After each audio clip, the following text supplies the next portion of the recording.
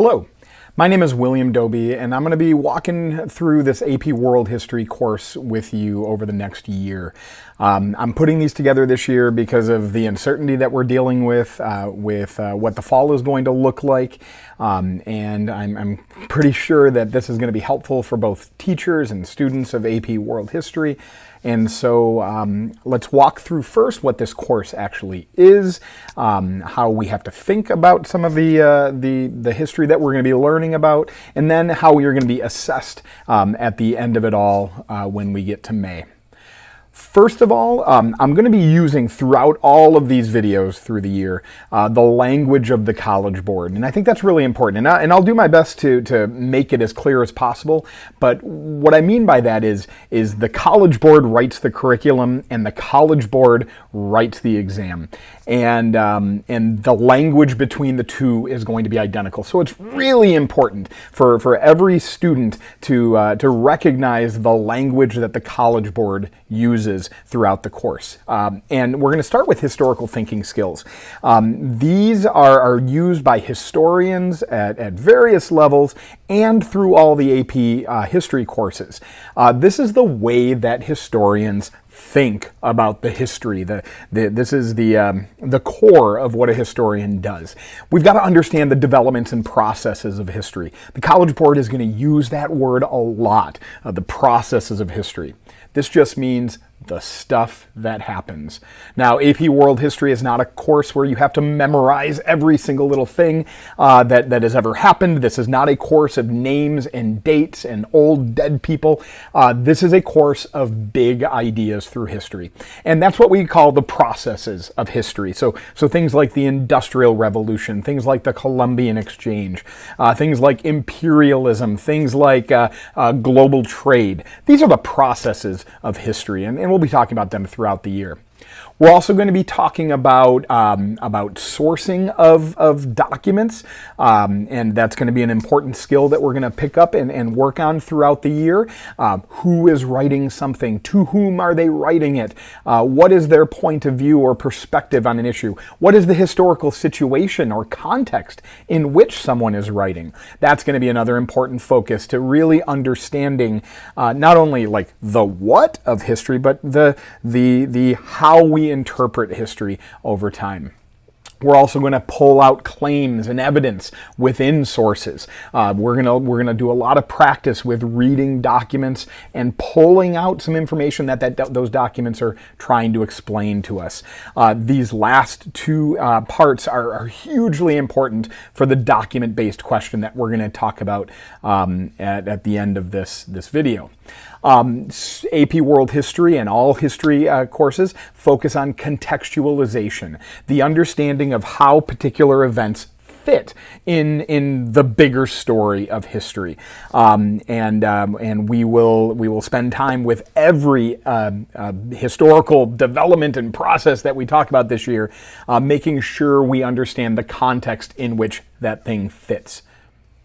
We are going to make connections. We're going to make connections over time between different time periods, and we're also going to make connections between places.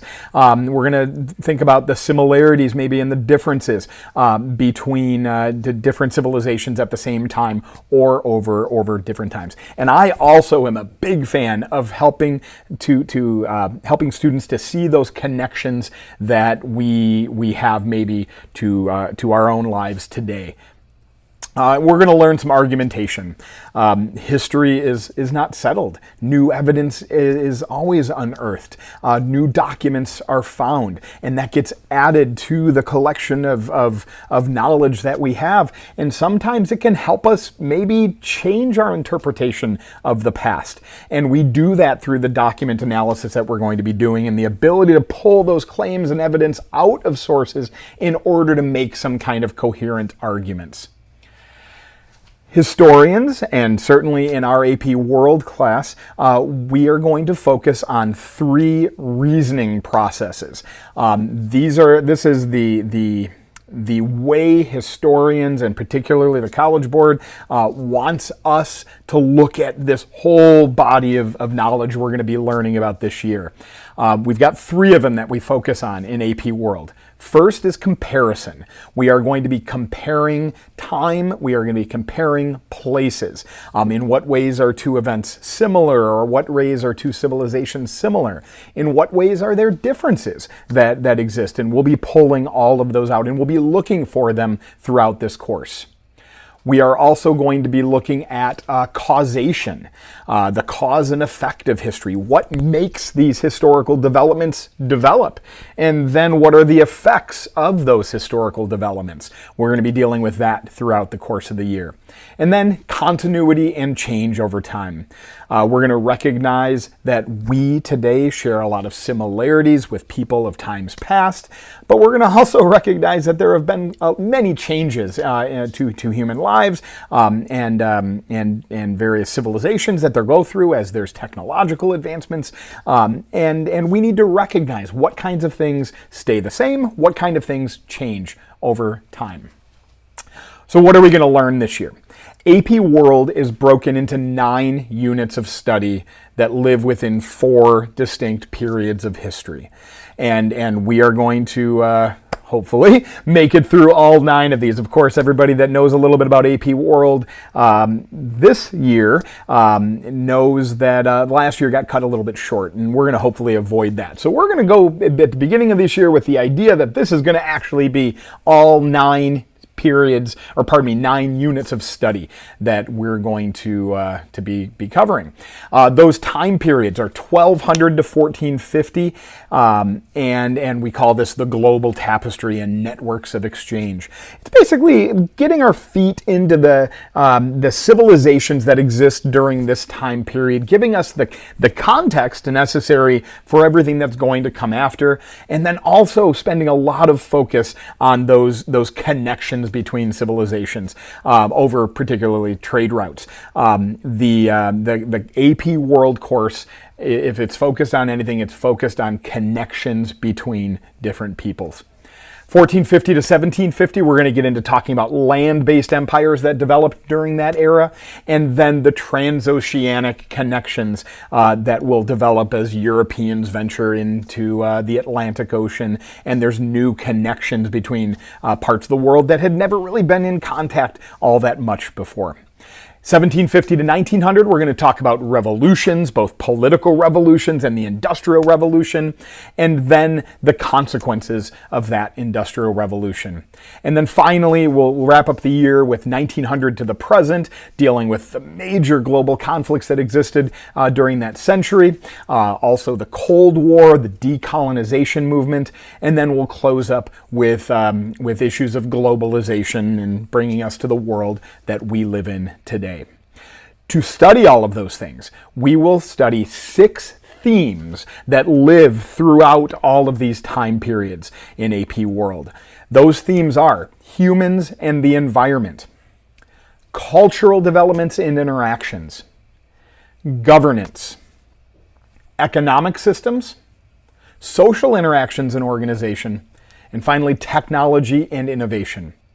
For AP World, none of these is any more important than the rest, and we will pay special attention to how these things develop over time. When you're assessed at the end of the year, for example, you might have a question about focusing on governance, but you might have to have some understandings that maybe span time periods within there. Or if you have a question about humans' interactions with the environment, you better make sure that your response is about humans' interaction with their environment.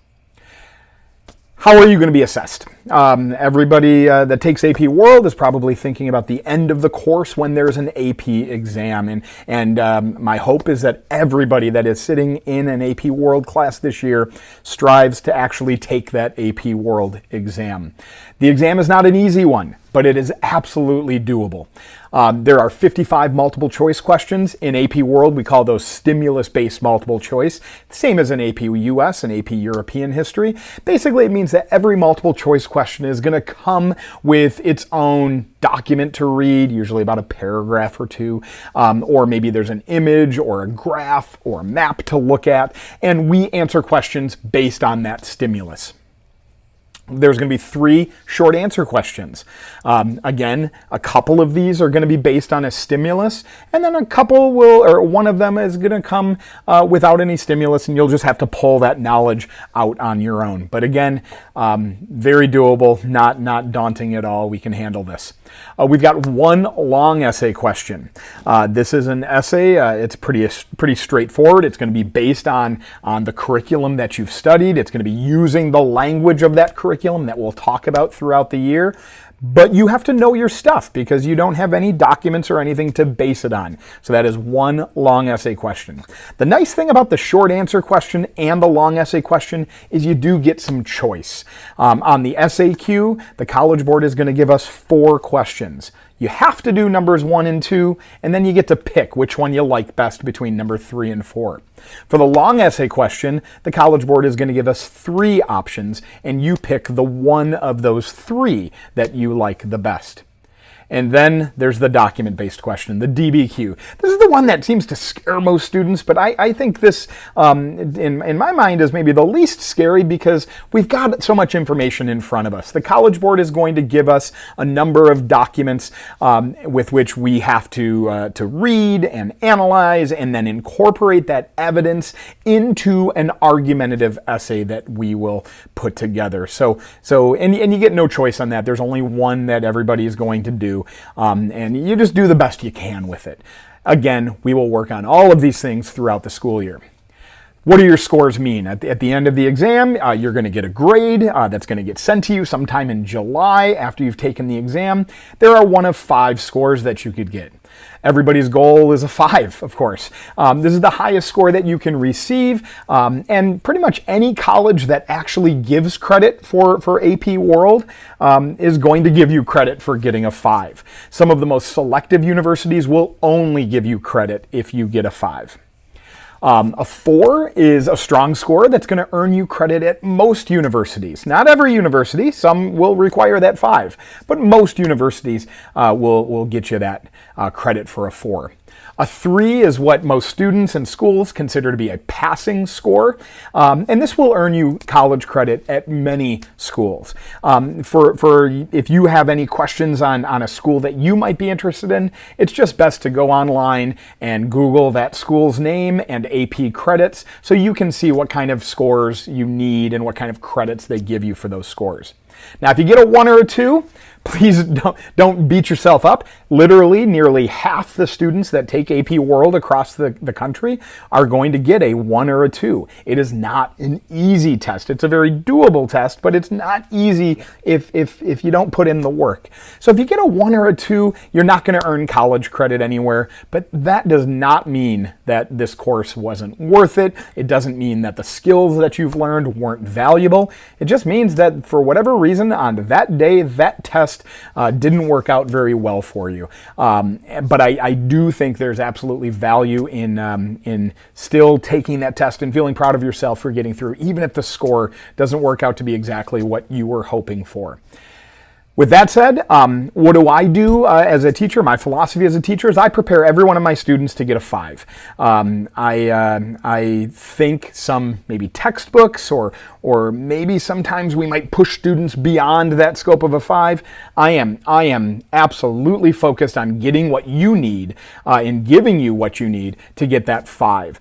So I'll go beyond that. I'm not in the business of giving a lot of extra stuff beyond what you guys need to know, and the practice that we need to do is all going to be geared towards making sure we're successful on that test at the end of the year, and of course making sure that we walk out of this class with an excellent understanding of the world's history from 1200 to today.